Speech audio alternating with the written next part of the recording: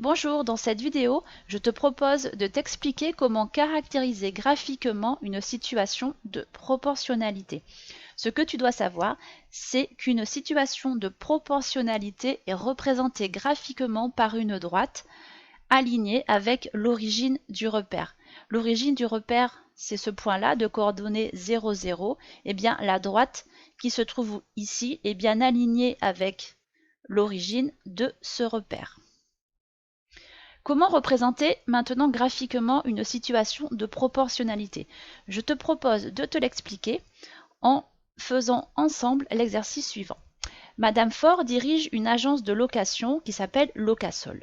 Dans le tableau qui se trouve devant toi, tu as représenté les tarifs de location pour deux véhicules différents en fonction du nombre de jours de location. Première des questions, nous allons voir ensemble comment représenter graphiquement les tarifs proposés dans le tableau. Et enfin, deuxième question, nous allons nous demander est-ce que ces tarifs sont proportionnels au nombre de jours de location? Je te propose donc dans un premier temps de répondre à la première question, à savoir représenter graphiquement les tarifs proposés dans ce tableau. Donc devant toi, tu vois le graphique que nous allons obtenir. Maintenant, je te propose de t'expliquer comment il faut faire pour le tracé. La première chose que tu dois savoir, c'est l'axe des abscisses, l'axe des ordonnées. Où se trouve l'axe des abscisses? Où se trouve l'axe des ordonnées? J'ai l'habitude en classe de vous dire que l'axe des ordonnées, c'est celui qui est vertical, et un moyen mémotechnique pour s'en souvenir tout simplement, c'est que ordonnée, ça commence par O, donc c'est vers le haut. Et enfin, l'axe des abscisses, c'est l'axe qui est horizontal.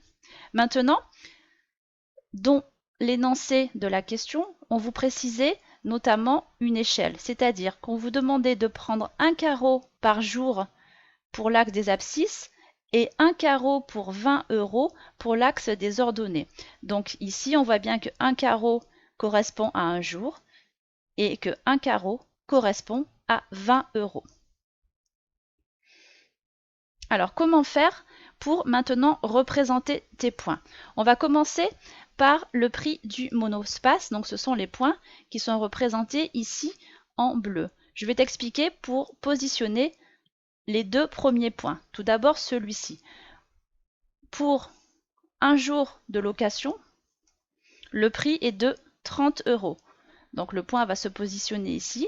Pour 2 jours de location, le prix est de 60 €. On a bien ici la valeur de 60 € sur notre axe des ordonnées.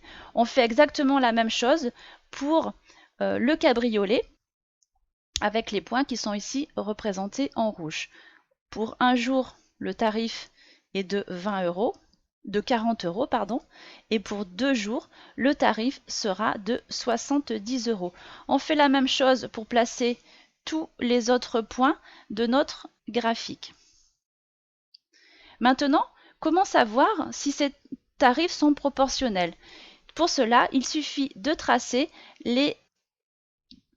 joindre tous les points de notre graphique. Donc voilà ce que cela va nous donner. La droite en bleu correspond au monospace, la droite en rouge correspond au cabriolet. On se rend bien compte que la location du monospace, donc qui est représentée ici par la droite en bleu, correspond bien à une situation de proportionnalité car nous avons une droite pour laquelle tous les points sont alignés et surtout sont alignés avec l'origine du repère. Par contre, pour le cabriolet, on s'aperçoit que tous les points ne sont pas alignés avec l'origine du repère. Donc, le cabriolet, la location du cabriolet ne correspond pas à une situation de proportionnalité. Voilà, cette vidéo est terminée.